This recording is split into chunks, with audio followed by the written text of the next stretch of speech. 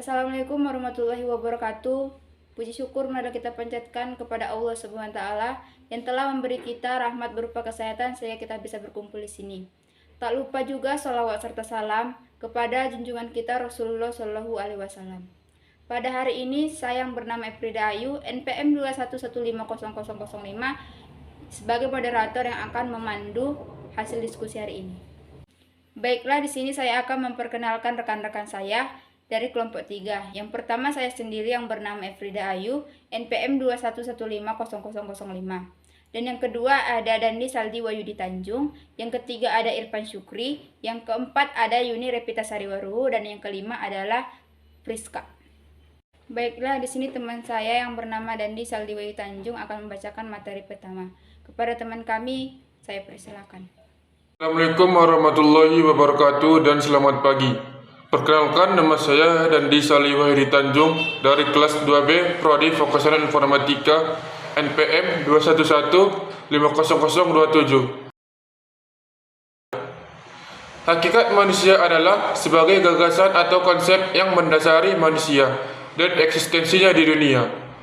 Eksistensinya berhubungan dengan masa lalunya untuk menjangkau masa depan untuk mencapai tujuan dalam hidupnya. Kemampuannya itu hanya dapat dilakukan setelah kelahirannya dalam perkembangan menuju kedewasaannya dan tidak dibawa sejak kelahirannya. Pendidikan sebagai proses untuk mengubah sikap dan perilaku manusia. Pendidikan juga berfungsi untuk menyadarkan manusia agar manusia mengenal, melihat, dan memahami realitas kehidupannya yang ada di sekelilingnya. Manusia perlu mendidik diri karena manusia sebagai makhluk. Sekian dan terima kasih. Assalamualaikum warahmatullahi wabarakatuh.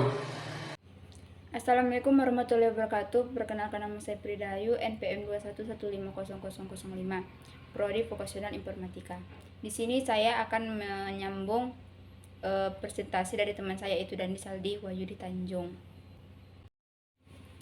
Aspek-aspek hakikat manusia. 1. Manusia sebagai makhluk Tuhan. Manusia adalah makhluk paling sempurna yang pernah diciptakan oleh Tuhan. 2. Manusia sebagai kesatuan badan roh. Para filsuf berpendapat yang berkenan dengan struktur metafisik manusia. 3. Manusia sebagai makhluk individu, sebagaimana Anda alami bahwa manusia menyadari keberadaan dirinya sendiri. Kesadaran manusia akan dirinya sendiri merupakan perwujudan individualitas manusia. 4. Manusia sebagai makhluk sosial. Dalam hidup bersama dengan sesamanya atau bermasyarakat, setiap individu menempati kedudukan atau status tertentu.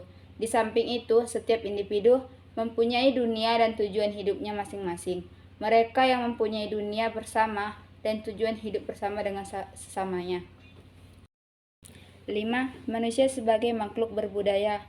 Manusia memiliki inisiatif dan kreatif dalam menciptakan kebudayaan. Hidup berbudaya dan membudaya. Kebudayaan bertautan dengan kehidupan manusia sepenuhnya. Kebudayaan menyangkut sesuatu yang nampak dalam bidang eksistensi setiap manusia.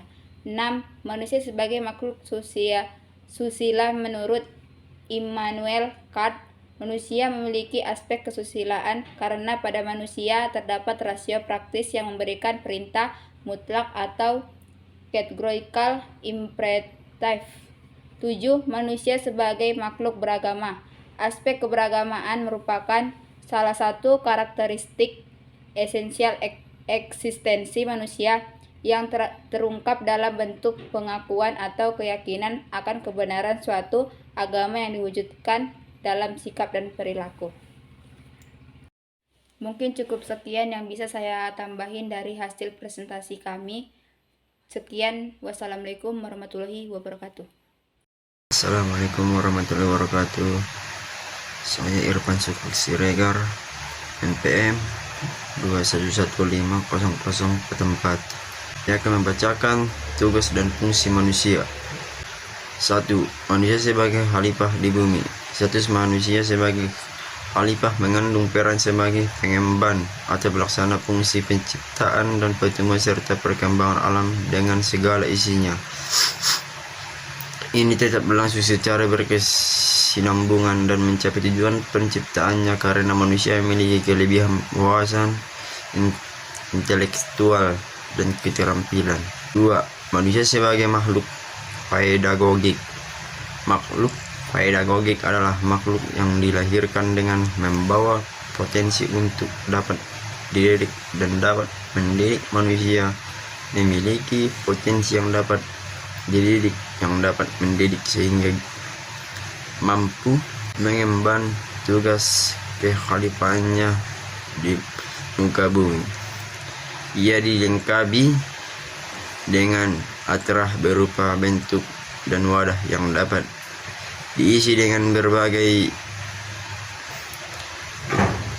ketapaan dan keterampilan yang dapat berkembang sesuai dengan kedudukannya sebagai manusia. Sekian dari saya. Assalamualaikum warahmatullahi wabarakatuh. Assalamualaikum warahmatullahi wabarakatuh. Perkenalkan, nama saya Yuni Repita Sarwaruhu dengan NPM 2150050 dari Prodi Vokasional Informatika 2B. Di sini saya akan membacakan materi saya tentang hakikat pendidikan. Menurut para ahli, satu Langeveld, pendidikan adalah bimbingan yang diberikan orang dewasa kepada anak didik untuk menghasilkan kedewasaan dan mampu melaksanakan tugas tanpa bantuan orang lain. 2. Menurut Johann Dewey, pendidikan adalah proses pembentukan kecakapan fundamental dan emosional. Hakikat pendidikan yaitu 1. Merupakan proses interaksi manusia yang ditandai oleh keseimbangan kedaulatan subjek didik dengan kewibawaan pendidik. Pendidikan sebagai sistem. Sistem adalah suatu totalitas dari elemen-elemen yang mempunyai hubungan fungsional. Pendidikan memberikan 3 masukan, yaitu 1. Pengetahuan, nilai-nilai, dan cita-cita dalam masyarakat. 2. Sumber daya manusia yang memenuhi persyaratan. 3. Hasil produk dan penghasilan. Faktor-faktor pendidikan. 1. Faktor tujuan, yaitu membentuk manusia yang mandiri dalam konteks kehidupan pribadinya. Kehidupan bermasyarakat beragama. Ada 3 tujuan pendidikan, yaitu 1. Tujuan umum yakni manusia Pancasila. 2. Tujuan institusional yaitu tujuan sekolah. Ketiga, tujuan kurikulum seperti IPS dan IPA. Mungkin cukup sekian penjelasan dari saya mengenai hakikat pendidikan. Assalamualaikum warahmatullahi wabarakatuh. Selamat pagi dan salam sejahtera buat kita semuanya. Perkenalkan, nama saya Friska, NPM 211500040. Di sini saya akan membacakan materi saya yang berjudul Hubungan Manusia dan Pendidikan. Berbicara tentang pendidikan berarti membicarakan tentang hidup dan kehidupan manusia. Sebaliknya, berbicara tentang kehidupan manusia berarti harus mempersoalkan masalah pendidikan. Jadi, antara manusia dan pendidikan, manusia semakin menjadi diri sendiri sebagai manusia yang manusiawi, merupakan subjek pendidikan, tetapi juga sekaligus menjadi objek pendidikan itu sendiri. Hubungan antara filsafat pendidikan dan manusia secara singkat adalah sebagai berikut. Filsafat digunakan untuk mencari hakikat manusia, sehingga diketahui apa saja yang harus dalam diri manusia.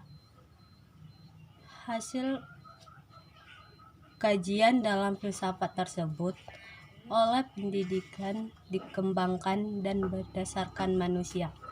Terima kasih.